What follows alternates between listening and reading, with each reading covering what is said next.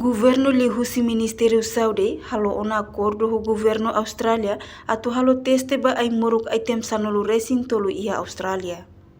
Diretor Nacional Farmácia no Medicamentos, Delfim Ferreira hatu assunto neba jornalista sira ia Ministério Saúde kai kolidili terça-feira loron ronolu resin walu fulang Abril tinari ngurua ronolu resin tolu.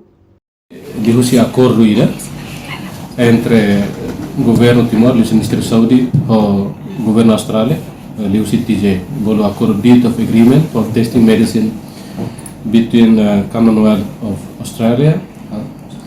Então, kita hal acordo ni é 2021 setembro. Agora, resultado saída no que kita lá na setembro 2021 até hoje. E a fase Roma kita hal e dia 13 de setembro de 2022 ita haruko na primeiro segment bats bahalo na teste hanaba depois segundo bats e dia 21 de março de 2023 ita haruko tang segundo fase ba halo teste agora no resultado no mesmo kita ia telefonia informação antes ni ita ia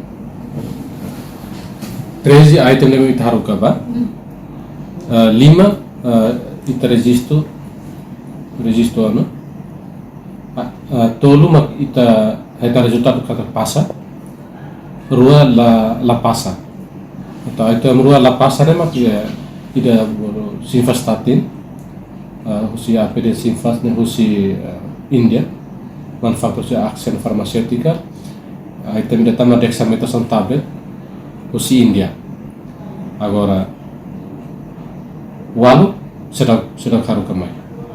Agora dia 21 de março de 2023 né.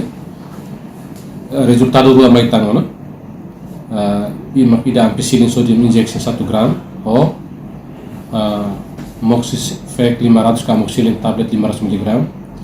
Nebema que resultado passa. Sira ia documentos teste yang qualidade yang anexo. Ida nema kita bele simo resultado to agora. O yang data. Ni resultado rua nebe mak mayu segundo fase ne makong yaudem amoxicillin ou ampicillin resultado passa.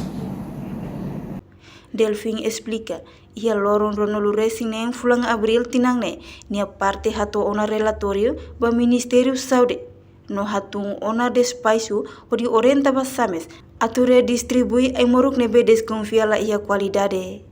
No same salo ona distribuição ba facilidade governo niang no distribuímos ba centro Saúde Sira ia município para depois bele distribuir tu tamba posto Saúde Sira.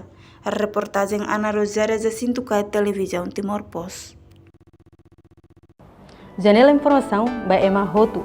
Atu reta informação atual diakliu kita haluha haneham botão subscribe, like, halo comentário no Farre Tutang ba media social Hotu.